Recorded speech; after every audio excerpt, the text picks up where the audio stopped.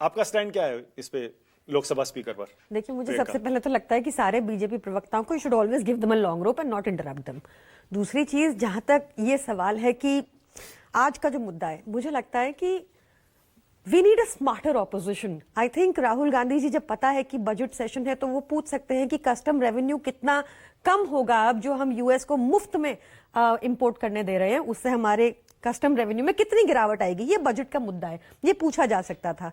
मुझे लगता है कि पार्लियामेंट चलने देना चाहिए because 2.5 hours per minute is spent of the public money.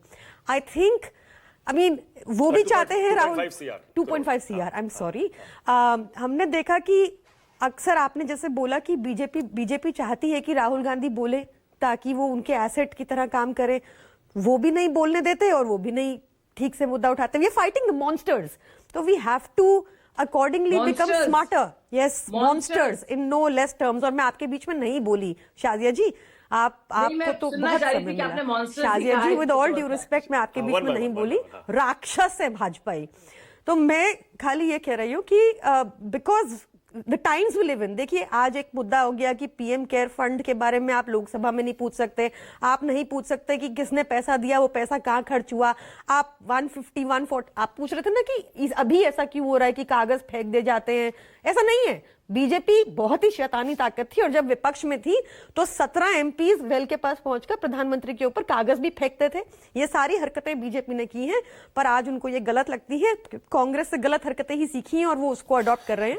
मुझे लगता है कि आज देश में बहुत गंभीर मुद्दे प्लेग हो रहे हैं कि जैसे, मैडम प्लीज, कि कैसे यूएस की ट्रेड डील आपने देखा, वहां एमईए कह रहे हैं कि पीयूष गोयल जी से पूछो, पीयूष गोयल जी कह रहे हैं एमईए से पूछो 0% टैरिफ।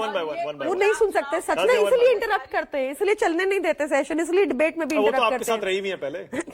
तो अभी देखिए ना, क्या अब सिर्फ इंटरप्ट करने की राजनीति करती हैं, अब कुछ सीधा लॉजिकल बात नहीं रखती हैं।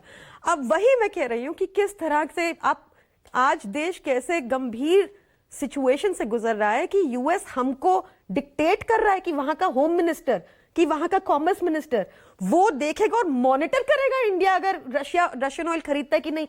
Who are they? इसका मतलब विश्वास प्रस्ताव वेस्ट ऑफ टाइम है। I am on a very different topic, इसको हल्का मत कीजिए मानक जी। मैं हल्का नहीं कर रहा हूं, आज डिबेट का मुद्दा वही है, अविश्वास प्रस्ताव। It is very important right now to question this monstrous government कि कैसे एक थर्ड पार्टी हमारे सॉवरेन 140 करोड़ ताकतवर राष्ट्र पर निगरानी रखेगा। क्या हम युगांडा हैं? युगांडा के साथ करता है यूएस ऐसा? इस पे कोई चर्चा ही नहीं हो रही।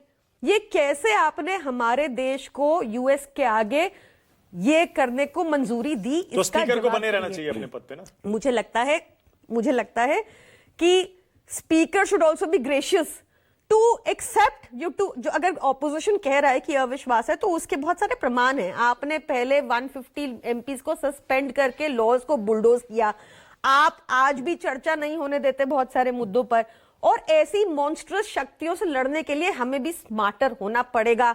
बजट में क्या किसी ने एडवाइज नहीं किया उनको कि रेवेन्यू रिसीट्स को हम क्वेश्चन कर सकते हैं? ये क्यों बार बार बीजेपी कांग्रेस क्यों बन रहा है मुद्दा? It is not, it is about my country. And I think कि बहुत इजीली क्वेश्चन कर सकते थे कि बजट में अब ये जो हमारा नुकसान होगा, जो टैरिफ 0 हो गया है, इसकी भरपाई भाजपा कैसे करने वाली है? That was one way to do it. बहुत बढ़िया। ओके, ऑलराइट आनंद।